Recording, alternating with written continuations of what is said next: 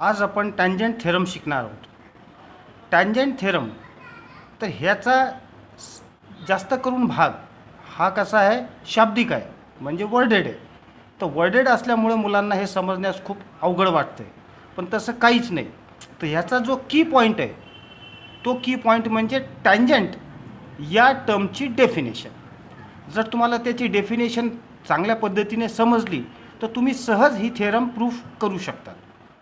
तर ही थेरम काय म्हणते, a tangent at any point of a circle, म्हणजे tangent at any point of a circle म्हणजे तुम्हाला माहीत आहे सर्कलच्या सर्कम्फरन्समध्ये इन्फिनिट पॉईंट असतात आणि कुठंही आपण जर टँजंट ड्रॉ केली तर ती टँजंट परपेंडिक्युलर असते, म्हणजे 90 डिग्रीचा अँगल तयार करते. कोणासोबत? The radius of the point of contact. आता पॉईंट ऑफ कॉन्टॅक्ट काय, की ज्या पॉईंटला टँजंट ही सर्कलला टच करते. तर आपण एक फिगर घेऊ, कारण तुम्हाला माहिती आहे थेरम प्रूफ करायची असेल तर फिगर आवश्यक आहे. तर समजा मी एक सर्कल घेतला असा, बरोबर आहे, हा त्याचा सेंटर ओ, बरोबर आहे. हा जो पॉईंट आहे, सपोज ह्याला घेतला आपण ए, तर हा पॉईंट कुठे आहे, on the circumference of the circle. तर याच्यातून एक टँजंट पास होते, त्या टँजंटचं नाव काय, एल, बरोबर आहे. तर टँजंट ॲट एनी पॉईंट म्हणजे तुम्ही कुठेही काढू शकतात. मी इथे घेतलं, तर इथून हे पॉईंट ऑफ कॉन्टॅक्टवरून जर आपण रेडियस काढली, रेडियसची डेफिनेशन काय, the line segment joining centre of a circle to the point on the circle. तर ह्या दोघांना जर आपण मिळवलं तर ओ ए परपेंडिक्युलर एल. आता पहा, टँजंट परपेंडिक्युलर आहे रेडियसवर, किंवा तुम्ही याला असं बी म्हणू शकतात, तर radius is perpendicular to the tangent, म्हणजे हे म्युच्युअली परपेंडिक्युलर असल्यामुळे तुम्ही ओ ए परपेंडिक्युलर एल किंवा एल परपेंडिक्युलर ओ ए असं दोन्ही घेऊ शकतात. समजलं? तर आपल्याला हे प्रूफ करायचं आहे की ओ ए परपेंडिक्युलर लाईन एल. तर गिवन काय दिलेलं आहे, given line L is the tangent of circle with radius with center O. Segment OA is a radius and point A is the point of contact. तर लक्षात ठेवा, तर टँजंटची definition काय, अ line which touches the circle at a single point only. तर त्याला काय म्हणायचं, tangent. जर सिंगल पॉईंटपेक्षा दोन पॉईंटमध्ये जर ते बायसेक्ट करीत असेल, इंटरसेक्ट करीत असेल सर्कलला, तर मग त्याला काय म्हणतो आपण, सेकंड. तर हे कन्सेप्ट त्याच्यानंतर आहे. तर आधी टँजंटची डेफिनेशन समजली. लक्षात ठेवा, फक्त एकाच पॉईंटला सर्कलला टच करून जाते आणि हाच पॉईंट आपला ह्याला प्रूफ करायचा मेन पॉईंट आहे, म्हणजे की पॉईंट आहे. हे गिवन समजलं. तर आपल्याला काय प्रूफ करायचं, टू प्रूफ. आता तुम्हाला सांगितलेलं आहे की radius perpendicular to the tangent, तर टँजंटसुद्धा परपेंडिक्युलर राहील रेडियसवर. तर आपण काय घेऊ, सेगमेंट ओ ए म्हणजे रेडियस परपेंडिक्युलर लाईन एल. आता याच्यामध्ये आपण जी मेथड वापरणार आहे त्याला काय म्हणतो आपण, मेथड ऑफ निगेशन. निगेशनचा अर्थ काय होतो, की एखाद्या गोष्टीला नसतानाही आहे असं गृहीत धरायचं, नसतानाही आहे असं गृहीत धरायचं. तर मग असं जर तुम्ही चुकीचं गृहीत धरलं तर मग शेवटी तुम्हाला चूकच भेटणार आहे. तर ती चूक दुरुस्त करून पुन्हा आपल्याला आपल्या मुख्य रस्त्यावर यायचं आहे, म्हणजे जे बरोबर आहे त्याच्यावर यायचं आहे. तर मग इथं आपण मेथड ऑफ कॉन्ट्रॅडिक्शन किंवा मेथड ऑफ निगेशन याचा वापर करणार आहे. तर याच्यासाठी आपल्याला काय लागेल, कन्स्ट्रक्शन लागेल, बरोबर आहे. तर कन्स्ट्रक्शनमध्ये मी काय करतो लक्षात घ्या. Construction, let segment O A is not perpendicular to line L. ला ओ ए परपेंडिक्युलर नाही, तर मग कोणती लाईन आहे, सपोज ओ बी. तर सेगमेंट ओ बी इज, म्हणजे आपण चुकीचं गृहीत धरतो हां, इज परपेंडिक्युलर लाईन एल, तर एलवर आहे. मग याच्यानंतर मी माझ्या गोष्टीला प्रूफ करण्यासाठी तुम्हाला मागेच सांगितलं होतं, most of the proofs are based on the congruency of triangle. तर मग याच्यासाठी मी अजून एक पॉईंट घेतला, पॉईंट सी, म्हणजे इथं मी घेतला सी पॉईंट आणि जॉईन केलं याला ओ सीला. Point C is such that A B equal to B C, आणि त्यांचं कसं आहे A dash B dash C, म्हणजे बीच्या पलीकडे. तुम्ही इकडे बी घेऊ शकतात. आलं लक्षात? हे आपण कन्स्ट्रक्शन, म्हणजे आपला प्रश्न इथून सुरू झाला आहे की नाही. तर मग ओ बी परपेंडिक्युलर आहे, तर मग आता याला प्रूफ करू आपण. तर प्रूफ तर प्रूफमध्ये काय होईल, तर याला आपण दोन ट्रायंगल्स कन्सिडर करू. तर इन ट्रायंगल ओ बी ए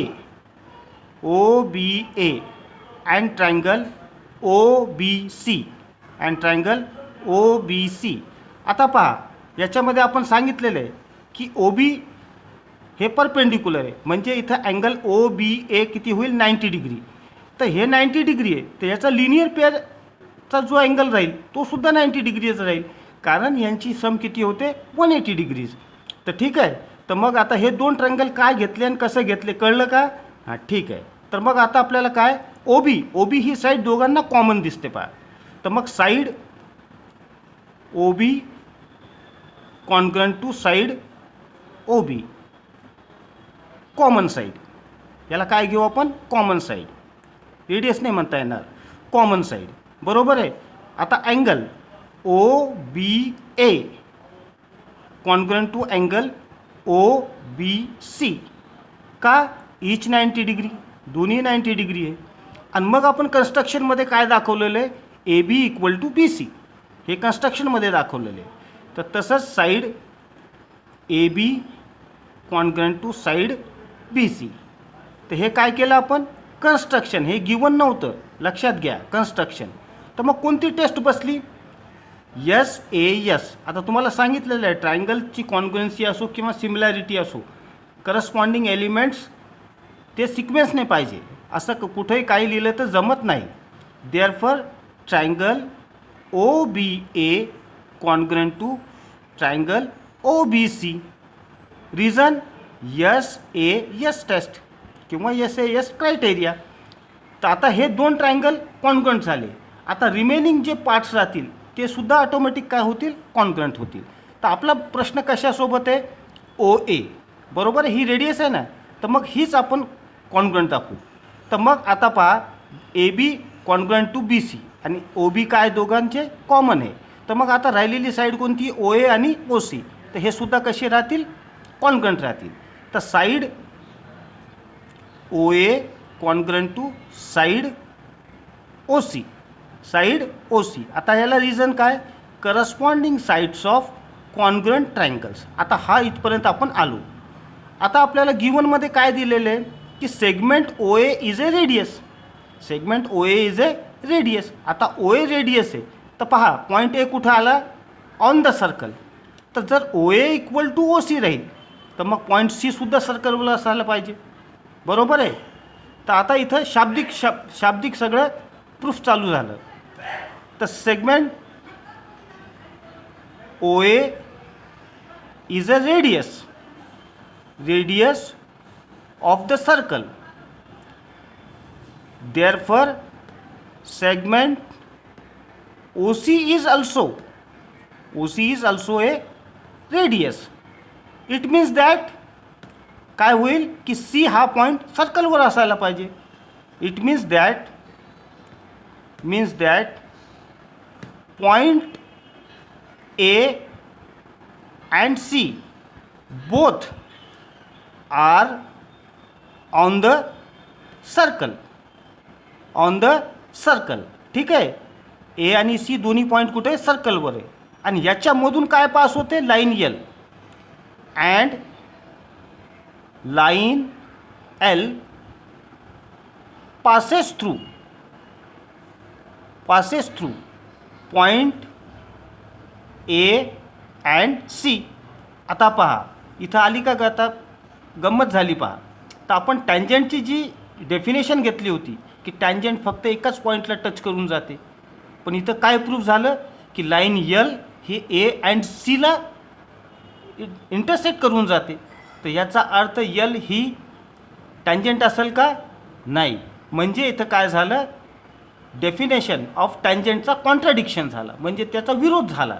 म्हणून आपण जे काही अज्युम केलेलं होतं ते रॉंग होतं.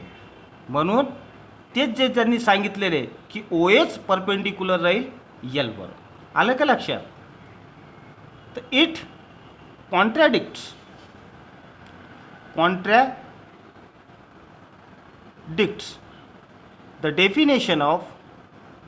the definition of tangent. Therefore our assumption is wrong.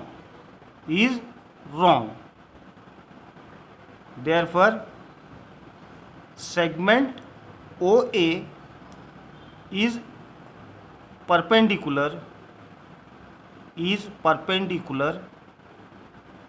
line L. कळलं का? हेन्स प्रूफ म्हणजे आपल्याला रेडियस परपेंडिक्युलर असते किंवा टँजंट परपेंडिक्युलर असते हे आपल्याला प्रूफ करायचं होतं. आता याच्यानंतर एक शॉर्टकट मेथड आहे. आता तुम्हाला माहिती आहे, एखादी आता समजा लाईन यलवर किती सेगमेंट्स आले हे ओ ए, ओ बी, ओ सी. ठीक आहे, हे तीन आहे ना. तर ह्या तिघांमधून जे परपेंडिक्युलर सेगमेंट राहील त्याची लेंथ सर्वात कमी असते.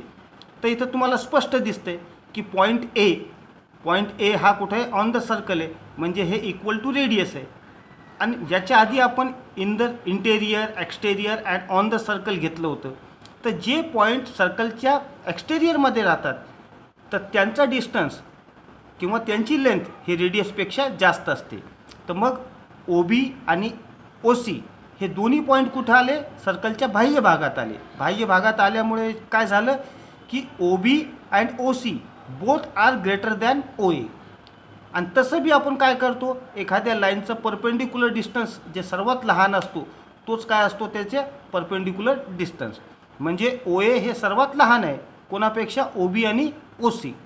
तर असं सुद्धा तुम्ही, तर मग जे सर्वात लहान राहील तोच परपेंडिक्युलर असतो. तर मग ओ एच परपेंडिक्युलर असेल, ओ बी आणि ओ सी परपेंडिक्युलर असू शकत नाही. हे सुद्धा याची एक शॉर्टकट मेथड आहे जे तुम्हाला करता येईल. समजलं? ठीक आहे. जय हिंद, गुड बाय.